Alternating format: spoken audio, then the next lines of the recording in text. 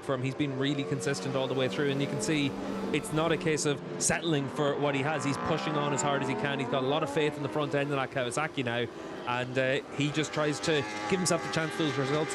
Further down, just to look at Michael van der Mark as well, less than a second between him and Andrea Iannone now with 2 laps. Race 1 of the 2024 Pirelli Emilia-Romagna round gets underway with a flying start from Remy Gardner from 3rd on the grid. Good jump as well from Alvaro Bautista. Challenges to the inside line into turn 1. He's already alongside teammate Nicolo Bulega, who's got swallowed up and is going backwards. Gardner leads. He's hit the front end of Razgatlıoğlu. Bautista and Bulega still scrapping it out over 3rd position. Decent launch initially from Andrea Iannone. He's up to P6. Locatelli also coming through on Alex Lowes, who's down to 7th, with Sam Lowes now for company in P8. Alex, I think, has got back through now on Andrea Iannone. Axel Bassani charging through the order as well. Yeah, it looked like we had a rider down in the background. It might have been Michele Pirro at turn 4.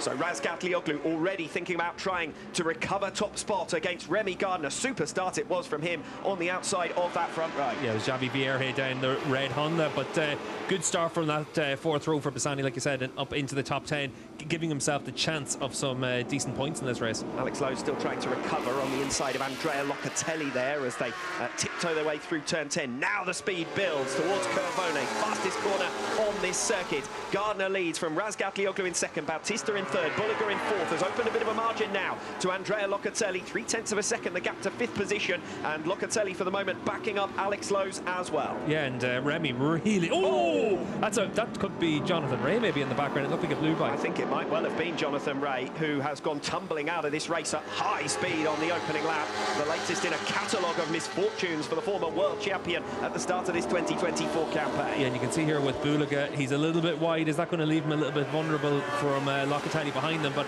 at the front of the field, Remy Gardner riding with so much confidence as well. We saw him through those right-handers at the end of the lap, really using every inch of the racetrack. Locatelli around the outside of Nicolo Bulega at turn 2, and the pair almost connected. Locatelli was far faster coming off the final turn at the end of the opening lap. Jonathan Ray walking away from an incident in the very early stages. We won't get to see what a climb might have looked like for him. Meanwhile, back at the front, Alex Lowes makes his way through as well on Nicolo Bulega, and this will have been Bulega's biggest concern. As well as you want to qualify, if you find yourself getting banged out of the way in the early stages, down to 6th position here for Bulega, trying to recover against Alex Lowes, and for the moment doing so successfully, you put yourself back from the podium trio who are starting to escape away, look. Yeah, exactly, and once you're starting to battle with each other, that's whenever the likes of Bautista and Toprak are always able to take advantage of their consistency. Remy Gardner, though, doing a very solid job leading a World SBK race. Just a small list of errors from Nicolo Bulega, wasn't it, at the end of the opening lap, and he's now on the back foot trying to recover. At high speed into Curvone. That was full commitment there, and it sends Andrea Locatelli off the circuit altogether. Might be an opportunity for Alex Lowes to come through for P5. Yeah, and this is going to be the tail end of Jonathan Ray's crash up at the top of the screen, and that's a fast place to come off. It's 240 k's an hour through there, and you're probably back in 1 gear, 5th gear, 4th gear through there. So for Jonathan Ray, at least able to walk away from that one, but again it means that he's got no data for tomorrow's race as well, and just puts him even more on the back foot. Remy Gardner, who took his first podium position in the Superbike World Championship last time out in Assen, front row start for only the 2nd time in his career, leads the way ahead of Toprak Razgatlıoğlu, continuing that strong form from the Dutch round into the Emilia-Romagna round. Razgatlıoğlu 0.4 of a second back. Bautista, though, up into the provisional podium positions from a place on the 2nd row of the grid. Was another great launch from Bautista. Yeah, really good start from Alvaro and able to keep himself in those leading positions, but you got to say right now Remy Gardner is the star of the show, because to be this comfortable out in front for those early laps, that's the key thing, is to put yourself in those positions to give yourself the chance of being able to have a good result, because so often in World SBK we see riders have to make up so much ground in the closing stages of the race. So for Remy, he's now got a chance of being able to keep himself in those podium spots all the way through this race, but Toprak's coming. Bautista's dropping back from Toprak Razgatlıoğlu as well. Might well be content to play the long game, but he is going to have Nicolo Bulega right on his tail. Bulega closing on Bautista, Razgatlıoğlu closing on Gardner. 2 races in 1 at the moment in those podium positions. Nose to tail for top spot as they come through Curvone. Gardner needs to get it absolutely spot on here, or into Cara, the slowest corner on the circuit. Razgatlıoğlu might be close enough for a jab, not for the moment at least. Bulega not close enough to Alvaro Bautista either. Interesting there to see Bulega on the number 11 machine actually pulling a little bit of a wheelie between turn 13 and then getting on the brakes in 14. So he's impatient to get through on Alvaro Bautista. Coming through the final turn where Toprak Razgatlıoğlu had his spill in practice yesterday. No such problems this time around for Toprak, who's got a good exit from that final turn. On to start another lap. He's already up alongside Remy Gardner in towards turn 1, but can't quite outbrake him. Gardner will have to be cautious not to lose the position into turn 2. He covers the line quite nicely, but for the moment, it's all defence for Gardner. Toprak Razgatlıoğlu on the attack. Let's just remember about Remy Gardner, though, a Moto2 world champion, a rider that was able to make the difference in a series that was all basically about being on the same package with the Calyx bike back then. So for Remy Gardner, we know how good of a rider he is. He also knows how to win races and world championships, so he's not going to be phased by having Toprak chasing him down. Few fastest lap of the race from Toprak Razgatlıoğlu, 1 minute 33.681 there on lap 3, and Toprak's making his move down the inside of Remy Gardner. We're riding on board with Nicolo Bulega as Razgatlıoğlu takes the lead of race 1 of this 2024 Pirelli Emilia-Romagna round. And let's see what Toprak's pace is now, and if Remy's able to go with him. Like I said, comfortable in the first few laps for Remy, and now's the point of the race where you have to start being able to go with those riders. But it has been really promising for Remy, front row of the grid, leading those early laps.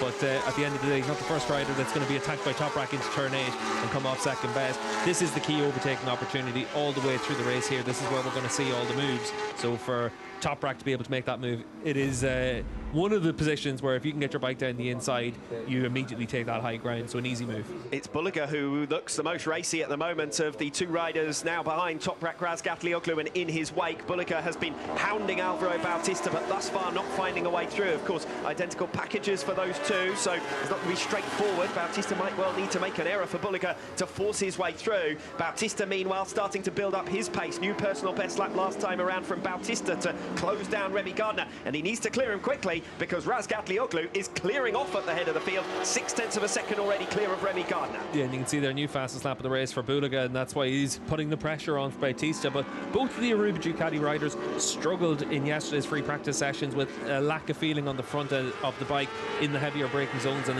in the initial phase of the corner. They've been able to make step-by-step progress through the course of yesterday afternoon and into today, and for Bulega, this is where the bike is at least starting to give him the opportunities. But Alvaro Bautista there, a little bit hot on the run through the mid-corner there. That might leave him a little bit vulnerable. Turn 8's a very strange corner because you can go into it fast, but then it means you come out of it slow, or you can be vice versa. Yeah, we saw the alternative racing lines through Quecha when we took the overhead shot, didn't we? A variety of different lines available through there. We're now into the penultimate sector of this lap number 5 through Curvone, the high-speed turn there, with Bautista still shadowing Remy Gardner for this second position. 3 riders in the mix there. Bulega though runs wide. Bulega's off the circuit altogether. That's going to cost him dearly. He has been hassling and harrying his teammate Alvaro Bautista for the last couple of laps, but he's lost plenty of ground there, something like 0.6 of a second in one small error. Yeah, and we'll see what the difference is as they come across the line. The good news for him is that Alvaro is bottled up a little bit behind Remy Gardner, and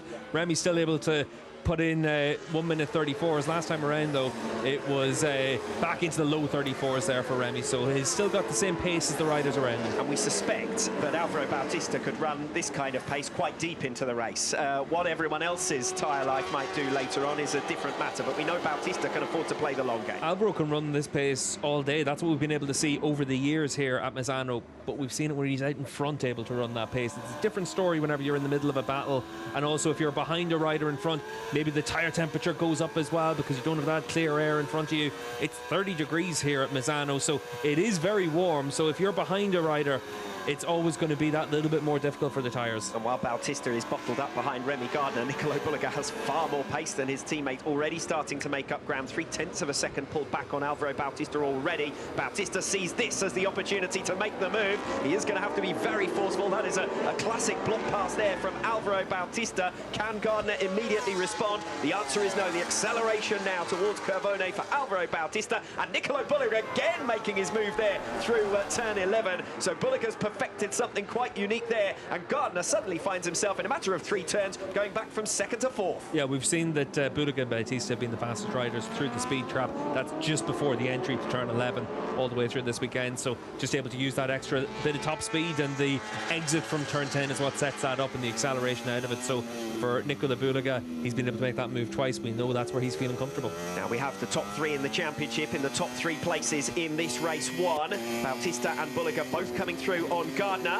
Bulega, the fastest man of the lead trio last time around, despite that overtaking manoeuvre with a 1 minute 33.9. But Toprak Razgatlıoğlu more or less matching that pace with a new personal best last time around as well. Obviously, the top three is going to be the interesting thing. What happens with Remy Gardner now? If Locatelli, Lowe's, Iannone and Lowe's are able to get back towards them as well, you could have a decent scrap there for that fourth position if Gardner's not able to get himself back in the mix with the Ducati riders. Just to say as well, Michael van der Mark up inside the top 10, with van der Mark having started from the 6th row of the grid, so he's recovered well from a super pole crash. Nicolo Bulega spent 2 laps shadowing Alvaro Bautista before an error that sent him off the circuit altogether. He has recovered that ground now and once again is right on the tail of Bautista. Tried to find a way through into turn 8 but wasn't quite close enough. Could he spring his move down the inside of turn 11? I don't think he's going to be able to do it against another Ducati, but he's certainly lining himself up for it, isn't he? Runs in wide. Now with the cutback, it's Bautista versus Bulega, the number 11 who's already made 2 passes here through Curvone. He's not going to be able to do it against his teammate Alvaro Bautista.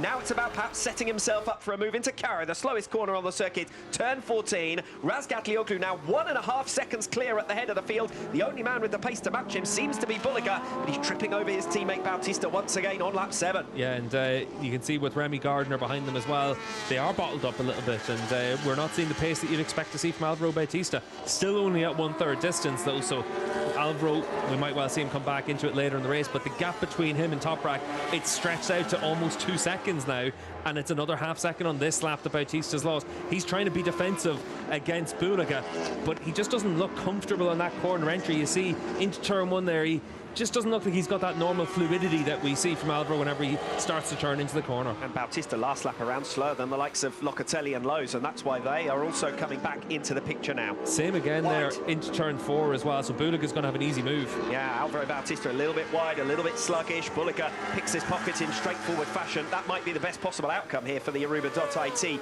Ducati factory, because Bulega can now start thinking about hunting down Toprak Razgatlıoğlu, and we wait to see whether Bautista will find some pace later on, or whether everyone else's will drop more dramatically than his. But certainly for the moment at least, if things were to stay as they are at present, we'd have a BMW leading the Riders' World Championship. Yeah, it's interesting though, because you can see there on the trail braking zone, Bautista doesn't look too bad. He runs a little bit wide in through turn 10, but it's in those upright braking zones and that initial phase of getting onto the side of the tyre, he looked to be struggling in sector 1. But it's always different whenever you're the rider in front and now you're the rider behind, so we'll keep an eye on Bautista and what he can do. Andrea Locatelli faster than Remy Gardner for a few consecutive laps, 0.2 of a second per lap, and at this stage of the race the fastest Yamaha out there, so Locatelli with an opportunity quite soon to get through on Remy Gardner and try and hunt down those podium places. That will be a real fillip for the number 55 after a very disappointing Dutch round last time out. For the moment it's Remy Gardner holding station in that 4th position, so we've got the 2 Ducatis in 2nd and 3rd of Bulega and Bautista. We've got the 2 Yamahas behind of Gardner and Locatelli, and then it's Alex Lowe's rounding out your top 6 as Locatelli really almost goes up the back of Remy Gardner there in towards turn 1. Last time around, Toprak the only rider inside the 33s with a new personal best. Bulega obviously made the move on Alvaro Bautista, and he was about 1/10 of a second slower than that, so we'll see if on this lap with clear track in front of him if he's able to close down the gap to Toprak. And while you're going through the times, worth mentioning Alvaro Bautista with a 1 minute 34.9, so a second loss to Toprak Razgatlıoğlu. The gap is already 0.8 of a second to Nicolo Bulega, 2.6 to top spot and Toprak Razgatlıoğlu. Yeah, and Alvaro, like I said, it doesn't look comfortable out there, but it is a long race here, and he's had so much success here in the past that we'll wait and see if it comes back to him. But as it is right now, it does look like it's just starting to stretch out at the front. And Locatelli and Lowe's sitting 4th and 5th in the championship. Lowe's ahead of Locatelli, and this is another good point scoring finish from Alex Lowe's, once again inside those top 6 spaces. Yeah, and it's only that crash in Assen in the slightly drizzly conditions that came on that's been the blot in the copybook for him. He's been really consistent all the way through, and you can see it's not a case of settling for what he has. He's pushing on as hard as he can. He's got a lot of faith in the front end of that Kawasaki now, and he just tries to give himself the chance for those results. Further down, just to look at Michael van der Mark as well, less than a second between him and Andrea Iannone now with 2 laps to go. Not sure he's closing fast enough though. He's been chipping away, but it's been laps where Iannone's been able to recover a bit of a margin as well. It's not consistently making up enough ground, I don't think, but I've said that before and been wrong, haven't I, about a BMW, so we'll give him a chance on these final 2 laps. Well, on the last sector there, van der Mark's made a small mistake, and that's actually given an extra half a second to Iannone. So that does look like it is going to be the battle done, and Van der Mark with just under a second and a half now to try and make up. And Lowe's has also dropped back ground in the second half of that last lap, so 9/10 of a second now. His gap to Andrea Locatelli in 4th position. Does look like all the places now have stabilised. In fact, the latest split, everyone right the way down to 17th and 18th position is covered by at least 1 second, one rider to the next. Yeah, you can see into the Toprak side of the BMW pit box there as well, and a few worried faces, but I'd imagine that's just the accountants department there for Mark Bongers that's been on the phone to him, because they've got a rider now with Toprak that they expect to be able to do things like this, to win races in Ducati's home ground, places where Alvaro Bautista has been so strong over the last few years. Toprak just brings that confidence to a team, and he's got a lap to go after this one, and he just looks so composed on the bike. Even when the bike moves around as much as it does underneath him, he's the rider that makes the difference. Yes, you've got to hope that when they were setting the win bonuses, they were more optimistic of Toprak's chances than many up and down this paddock, because he was moving to a manufacturer that was in the bottom 2 in the Manufacturers' Championship last season. He's turned things around for BMW and looks set to become a championship leader. Yeah, once Toprak got onto the bike, we could see that it was going to be okay for him. He was going to be able to ride it like he needed to. But this time last year, it was Misano, whenever it had all been confirmed, this was the first round back for Toprak to talk to the media about leaving Yamaha, going to BMW. And obviously, the contract and the status that came with it was important. BMW had to go big with the contract, and at the end of the day, their faith in Toprak being the difference maker has been rewarded up to this point.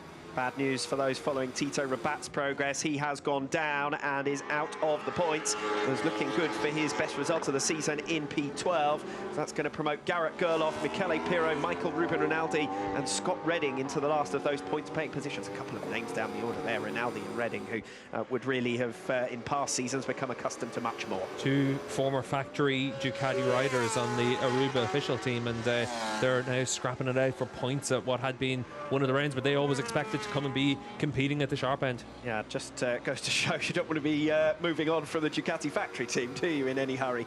Michael Ruben Rinaldi stepping to independent machinery this season. It has not worked out for him with Moto Corsa, and Scott Redding struggling is going to pick up just the last points-paying position. Into the final sector now then for Toprak Razgatlıoğlu. This, where he had his spill yesterday, safely negotiates the final turn. Toprak Razgatlıoğlu, a winner in Catalonia, a winner in the Netherlands, and a winner in race 1 of the Emilia-Romagna round to take the championship lead for BMW for the first time in over a decade. Toprak Razgatlıoğlu dominates the first race of the weekend in Misano, 1.8 seconds ahead of Nicolo Bulega at the checkered flag, and his main title rival Alvaro Bautista relegated to 3rd, relegated to 2nd in the series standings. Razgatlıoğlu leads us with a 3-point advantage. And for